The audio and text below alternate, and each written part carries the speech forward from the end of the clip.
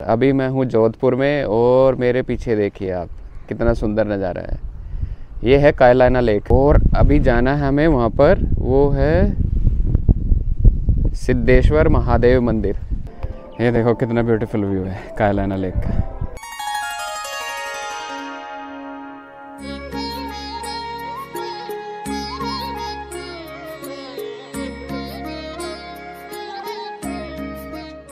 तो फ्रेंड्स अभी जा रहे हैं हम भीमबड़क केव, भीमबड़क गुफा भी इसको बोलते हैं।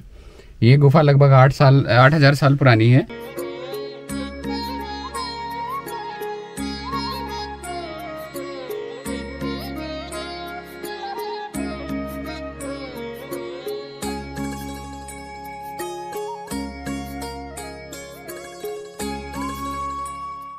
और गुफा में देखो अभी कैसे चलना पड़ रहा है।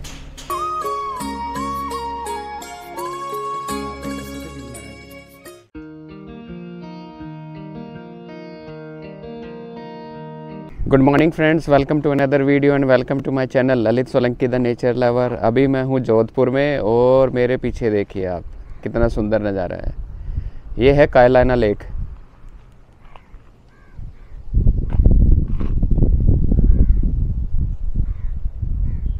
और अभी जाना है हमें वहाँ पर, वो है सिद्धेश्वर महादेव मंदिर। और उसके लिए हमें लगभग 1000 स्टेप्स ऊपर चढ़ के जाना पड़ेगा। ये एक महादेव जी का मंदिर है। इस मंदिर के पीछे कहानी ये है कि यहाँ पे एक नेपाली बाबा आए थे। तो नेपाली बाबा ने अपने हाथों से काट कर इस मंदिर को बनाया है। वो हैंडीकैप्ड थे, दिव्यांग थे। उनके हाथों और पैरों में 4-4 उंगलियां थी और उन्होंने अपने हाथों से काट कर इस मंदिर को बनाया है। तो उसके लिए ऊपर जाने के लिए बिल्कुल हिल टॉप पर है और 1000 स्टेप्स है जो हमें चढ़ के जाना पड़ेगा। और ये देखो कितनी ब्यूटीफुल है कायलाना लेक। इसे लाइफ लाइन ऑफ जोधपुर भी कहा जाता है। जो वाटर की सप्लाई है वो यहीं से कायलाना लेक से ही होती है जोधपुर को। एक पाइपलाइन भी नीचे गई हुई है जिसके थ्रू पानी को जोधपुर में डिस्ट्रीब्यूट किया जाता है। और वो देखो सामने सिद्धेश्वर महादेव मंदिर, बिल्कुल हिल टॉप पर।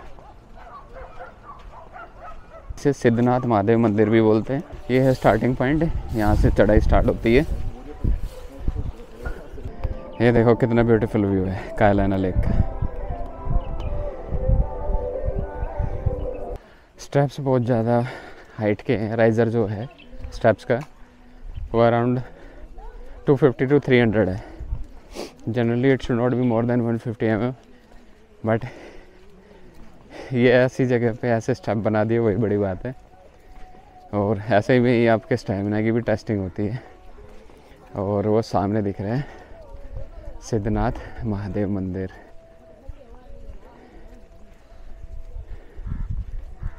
ओह, मंदिर का एंट्रेंस है। तो बस पहुंचने ही वाले हैं। मेन पार्ट अब स्टार्ट होने वाला है। ये सामने देखो बिल्कुल वर्टिकल सीढ़ियाँ।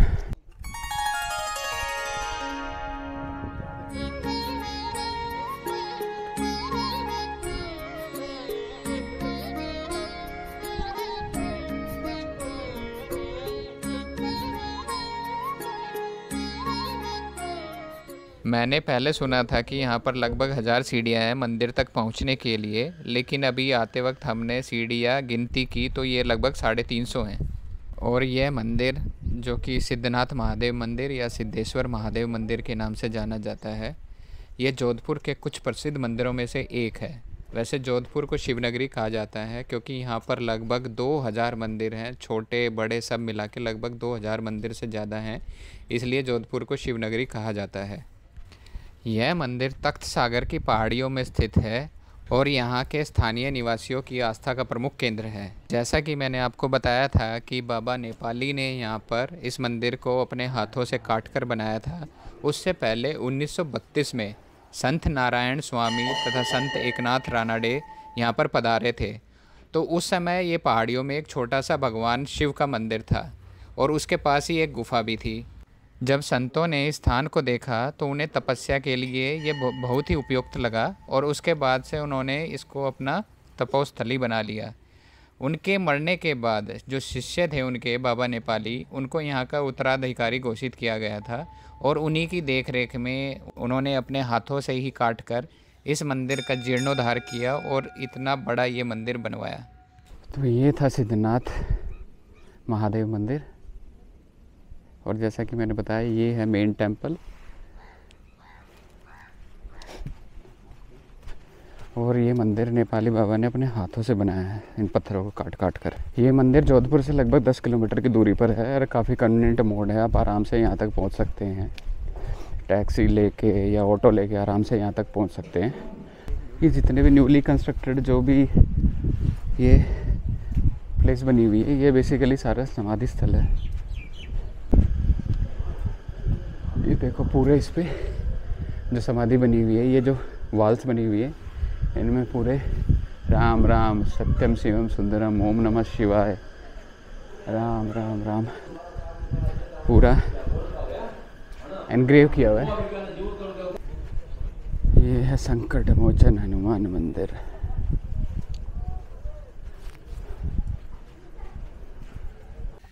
तो फ्रेंड्स अभी जा रहे हैं हम भीमबड़क केव, भीमबड़क गुफा भी इसको बोलते हैं।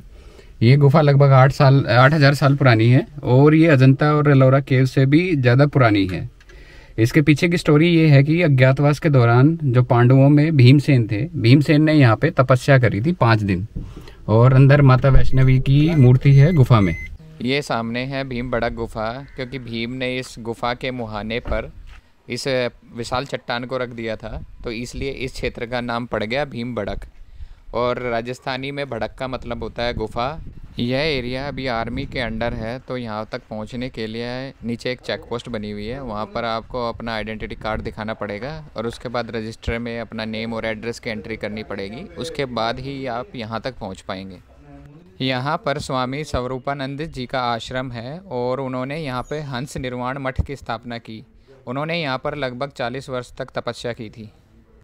ये भी कहा जाता है कि जो जोधपुर के महाराजा मान सिंह जी थे, उन्होंने मानसिक शांति के लिए इस भीमबड़क पहाड़ी के नीचे कुछ समय तक तपस्या की थी।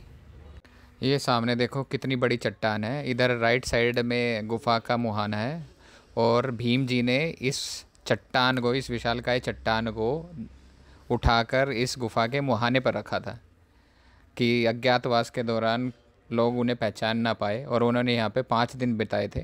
उन्होंने अंदर माँ वैष्णवी की मूर्ति भी स्थापित करी और फिर 5 दिन तक यहाँ पर तपस्या करी थी। ये जो मार्बल आप देख रहे हैं, ये मार्बल बाद में लगाया गया है, पहले तो यहाँ पर बिल्कुल ये पत्थर ही था यहाँ पर। और मेरे लेफ़्ट साइड में है भीमेश्वर महादेव मंदिर, और इस महादेव मंदिर को जो महाराजा तख्त सिंह थे, जब उन्होंने इस गुफा को अपने संरक्षण में लिया तो उन्होंने बहुत सारे यहाँ पे निर्माण कार्य करवाए थे। और जो ये सामने आप शिवलिंग देख रहे हैं, इसका वजन है 3200 किलो, यानी कि 3.2 टन। और ये जोधपुर में जितने भी शिवलिंग हैं, उन शिवलिंगों में सबसे बड़ा शिवलिंग है ये। अभी इस गुफा में हम 3 लोगों के अलावा कोई भी नहीं है। जो यहाँ के महंत हैं, वो महंत भी अभी दिखाई नहीं दे रहे हैं, अदरवाइज़ उनसे भी बात करते हो और इस गुफा की हिस्ट्री के बारे में भी जानते।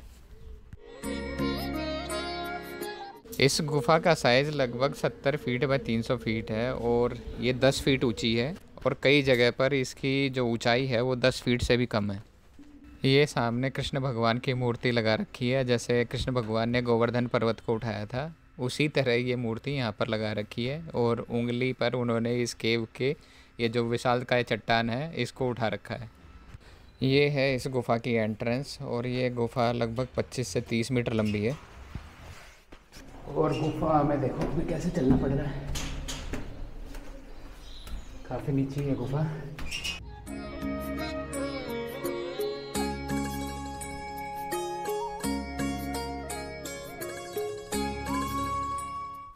ये सामने है माँ वैष्णवी देवी जी की मूर्ति, और यहीं पर जो भीम महाराज थे, उन्होंने 5 दिन तक तपस्या करी थी इसी जगह पर।